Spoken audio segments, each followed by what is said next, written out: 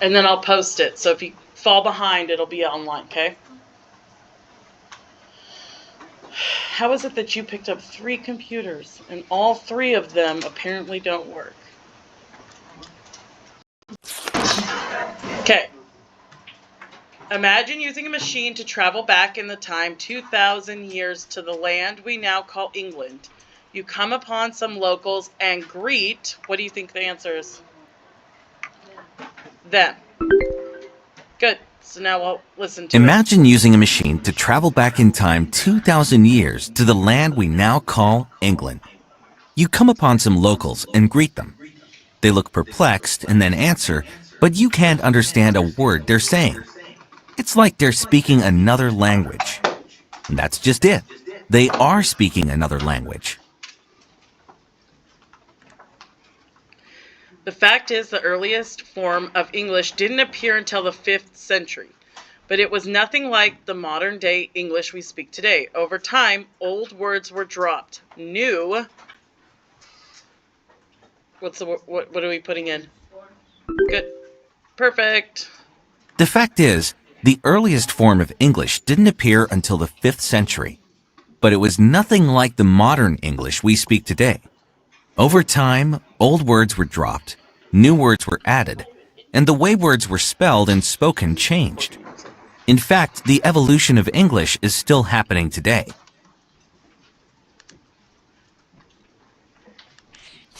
What is another way English evolved over time? Drag it to the chart.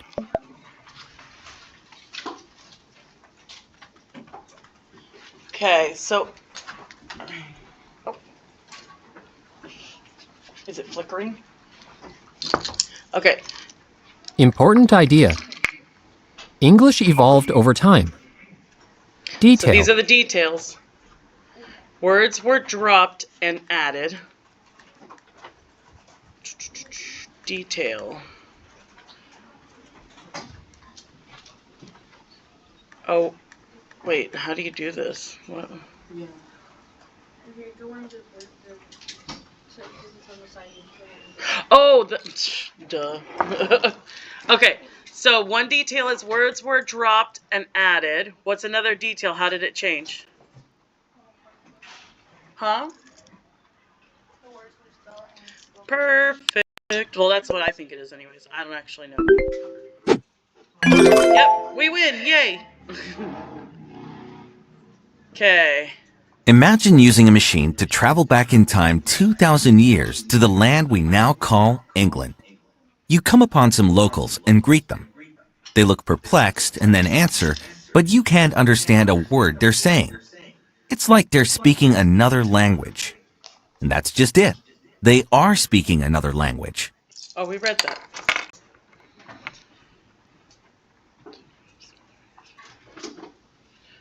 We already read that. Sorry about that. Okay. One way the English language is always changing is that it absorbs words from other languages. This happens as English speakers and people from other places come into contact with each other. For instance, the words patio and plaza come from Spanish, and the words cafe and boulevard come from French. Many words for foods enter our language this way. Okay. So here we've got, originally it was pronounced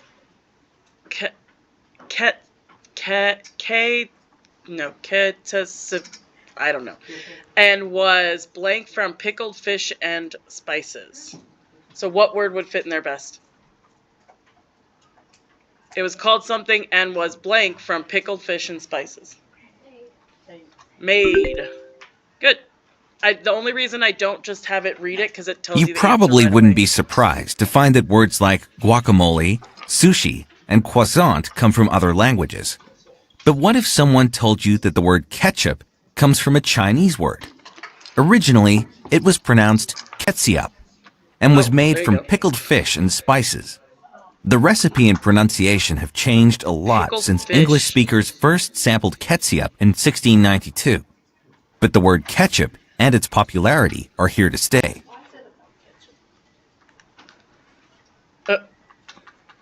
Cool. Which detail supports the idea that English absorbs words from other languages?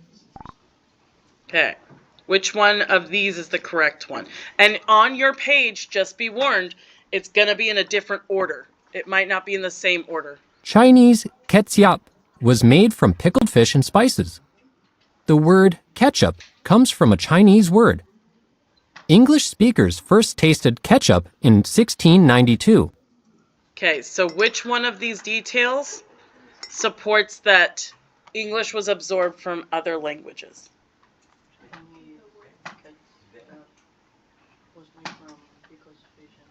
Oh no. That one. That one. 1, 2, or 3? Show me on your hands. 2. Because this is talking about how it was made. This is talking about when it was tasted. This is talking about where the word came from. Yay, we were right and not wrong, because I get it wrong sometimes. Okay. Adopting foreign words isn't the only way that English evolves. It also changes when words that already exist in the language are used in new and different ways. Take the word cool, for example. Long ago, cool was used only to describe an object's temperature, as in, the cool water felt good on my feet. But around the time of Shakespeare, in the late 16th century, the word also began to be used to describe emotion, as in, keep a cool head. In the 1920s, cool started showing up in African American lyrics and literature as a term of approval and admiration, as in the phrase, he's a real cool guy. And in the 1940s, the word worked its way into the jazz scene as a way to describe great-sounding music. Finally, teenagers caught the cool wave in the 1960s, and the word has been a popular way to say that something is, well, cool ever since. What is the best summary for this part of the passage? Okay. We're going to listen to which one is the best summary. Cool is a great word that has changed from meaning one thing to meaning many things. Shakespeare used it to describe emotion, and music fans used it to describe jazz music. The changes in how a word is used in English are more confusing than how a foreign word is adopted. It's hard to understand how the word cool has changed so much over time. English is also changed by new and increased uses of familiar words. Cool once described only temperature. Now it's used to describe mood, music, and people too. Okay, which one do we want to go with? 1, 2, or 3? On my page, 1, 2, or 3. Third one. Want to go with third one? Does everybody agree? Yeah. Okay, let's try it. Woo, you got it right. I was going between 1 and 3. But you were right. Okay. Okay, so before computers were invented, a mouse was a small, furry... 1, 2, or 3? Good. Changes in our technology have also influenced English. Consider computers, for example. Before computers were invented, a mouse was a small, furry animal, not a device for scrolling and clicking, and a virus was an illness that made people, not computer programs, sick. As for a laptop, there was no such thing, not to mention apps, emojis, or hashtags. Okay. Beyond what we call modern gizmos and gadgets that help us in our day-to-day. 1, 2, or 3? Good. The way we describe what we do with technology also shapes English. For instance, when text messages first became available with cell phones, the term text message described the note you sent to someone else. You might say, I sent a text message to my dad, for example. But within just a few years, people shortened text message to just text. And you started to hear people say things like, send me a text. Eventually, people also started to use text as a verb. So now you might say that something like, text me later. These changes in English happened in just a few years. Fill in the blanks to complete a summary of this part of the passage. Okay, so we've got blank and how we use them have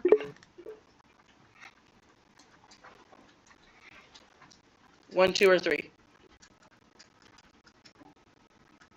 Old gadgets, new technologies, or serious viruses.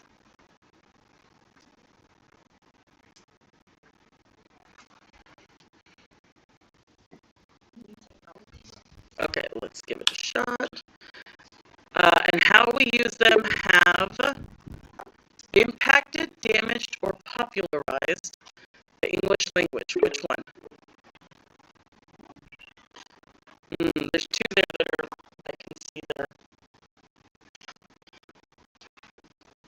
You might look at the reading too. So,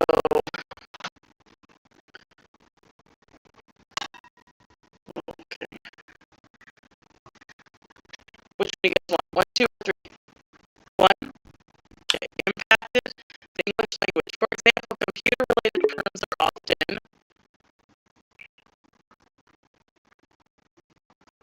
misspellings of foreign words, harder, complicated words, and the uses of known words. One, two, or three?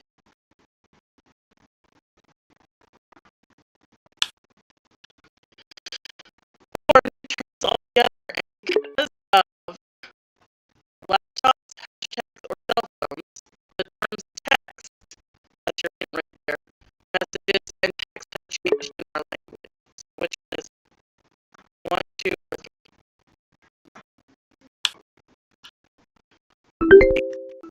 Oh,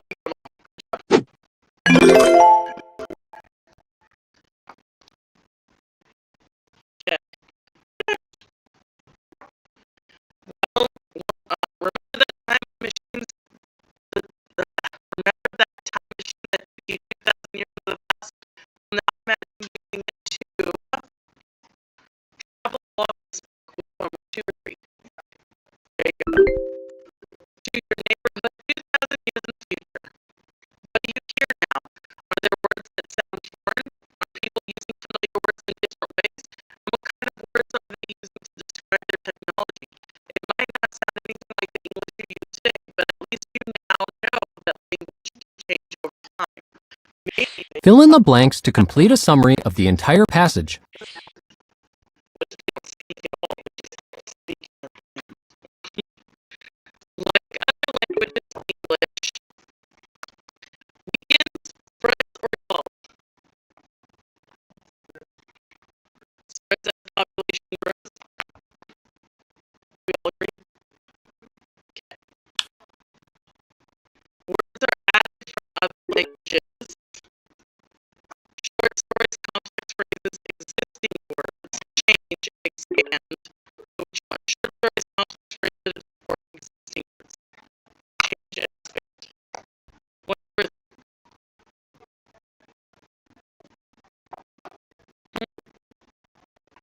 I would, yeah. Technology, like the word we use, complicates, celebrates, or increases. Complicates and ruins, celebrates and honors, or increases and modifies.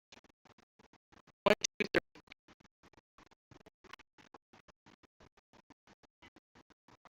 I have to do space and number. I'll put it up there.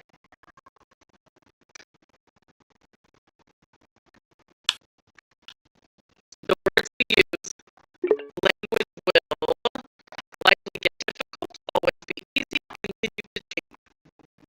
There you go. Let's see if we got A summary of a passage includes the central idea and its supporting ideas. The central idea of this passage is that language changes. The different ways it changes are the supporting ideas. so. We want, like other languages, English evolves as time passes. There we go. Is speaking two languages better than one? By Stephen Baxter. Read carefully. You only get one try to answer each question. Quiz. So you can't, like, I'm gonna go through, you want to go through it, or you want to by yourself?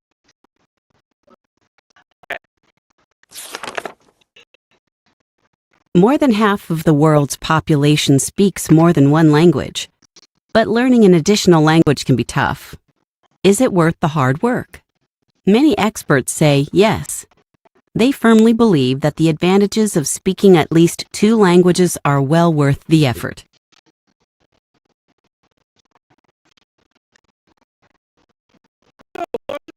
What idea is introduced in the first paragraph of this passage?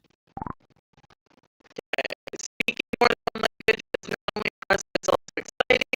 Our experts think everyone should speak. To learn an additional language, it's vital to speak at least 2 languages, or learning another language might be hard, but many experts agree it's worth the work. 1, 2, 3, or 4.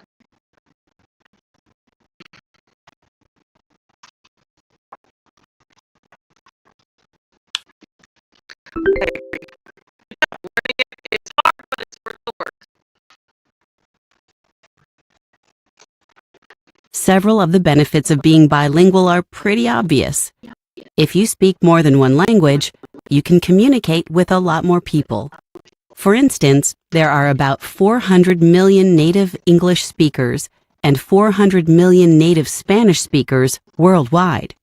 So if you speak both languages, you can double the number of conversations you can have. When you're first learning a new language, it can be difficult. It might be helpful to select a language that is spoken by someone you know. Exchanging easy words and phrases with a friend is a great way to get started. Being bilingual also opens up the places in the world where you can visit and easily interact with the local people. And knowing another language can be good for your career. Many American companies, especially those that do international business, seek employees who can speak another language besides English. What is another benefit to being bilingual? Drag it to the chart. What is another benefit of being bilingual? You can visit and interact with other places. And then which one of these? 1, 2, 3, or 4? Yes. That's it. You can pay for it, and people will hire you sometimes just because you're bilingual. Yeah. It's like actually an advantage. Okay. Want to log out? Close the computer. 3 minutes left. I'm going to come around the track. Yeah. Almost halfway through this, okay? Are you sure you want to exit the lesson?